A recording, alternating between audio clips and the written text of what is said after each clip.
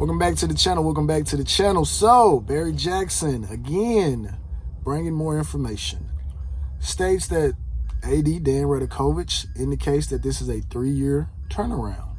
Now, I don't know if this is a 3-year turnaround in reference to competing for championships, or this is just a 3-year turnaround to compete with Middle Tennessee State and the Duke Blue Devils. I have no earthly idea. But it is good to see that we are getting somewhat of a timeline, because as I stated on a previous video, everyone has a different idea or a different mindset in terms of when they want to return on their investment. Some people can wait 10 years. Some people can wait 5. Some people can wait 3. Some people are looking for an instant return. Was looking for an instant return after this particular year, right? I gave the example of, season ticket holders when AD Radakovich has the call, or whoever is in charge of, sending out emails and asking for people to, renew season tickets and things like that. So you may have some people that are kind of in a wait and see approach. So that's interesting that 3 years is what we're looking at. That kind of coincides with some of the things that I've heard some other people say, where they feel like the 25-26 season, would be the year that we should be able to see what it is that we have in Coach Cristobal, because by that particular time, the roster should be at 100%, flip via recruits as well as transfer portal guys, if that is the direction that we will continue to go and try to get guys, in double-digit numbers, right? So that's good to hear. I also indicated that the decision on whether or not to retain or to release coordinators, that is still Coach Cristobal's decision, and he did not indicate whether Coach Cristobal was leaning one way or the other. Now, I spoke about something like that in one of my previous videos, in which I said, hey, people with bigger sticks may come in and say, hey, you do need to make this particular change, because this, and this. Now, rebuttal is, well, when you're paying someone this amount of money, it's their decision. You should not be able to force someone to make a decision. And my thing is this: whether it's corporate America, whether it's, coaching or whatever, there are people who are telling people who they're paying a lot of money to certain decisions that they need to make. So seeing that this particular year has not gone the way we wanted to go, whether it be injuries, whether it, be guys not buying in, which is something that the other article indicated. Whatever the situation is, you have to go back to, well, why? Obviously you can't explain injuries, but if you're speaking about buying in, well, why weren't offensive guys buying into the offensive coordinator? Or why weren't certain defensive guys buying into, certain position coaches, right? So you still have to answer those particular questions, because, just hoping and praying that the next crop of guys that come in are going to instantly buy in is, again, it's a huge gamble. It may pay off, it may not. So, so that's to be determined. I know some people are reporting how some other coordinators have been fired, or mutually parted ways with their schools. And if we know anything about Coach Cristobal, if we learned anything about him this past hiring process, is that this is the time of the year where recruiting is front and center. And if he's able to, swap out some coaches within this particular time period, he will do so. But I think it's really about trying to, flip or try to make sure that everyone is on board, for this last push towards early signing day. So I'm not too much concerned about whether or not he makes a change, even though, I would probably be in the majority where, maybe change is needed. But if he doesn't make a change, hey, it is what it is. You got to just live with it. Now, in other news, the college NCAA has announced that for the 2024 playoffs, they will expand it out to 12 teams. Now, some people are looking at this and saying, yes, this is what we want. We won't have the same teams competing for that. And any Miami Hurricane fan that says that, I'm just like, You don't believe that.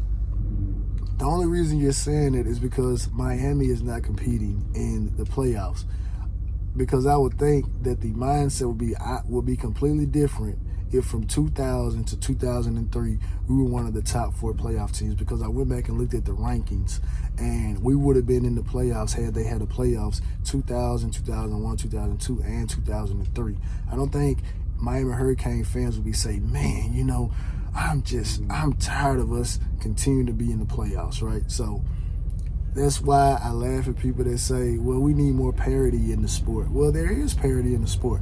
But parity versus actually winning the championship are 2 completely different things in that of itself, because I can name numerous amount of programs that have risen to prominence since 2000 that indicates that there is parity in the sport. Obviously, Boise State being one of the most notable examples. They are not what they were, you know, some years ago, but that is one of the programs that they did that. They were able to go in. They were the giant slayers, you know. So there's been parity, but the objective is who can win it are 2 different things.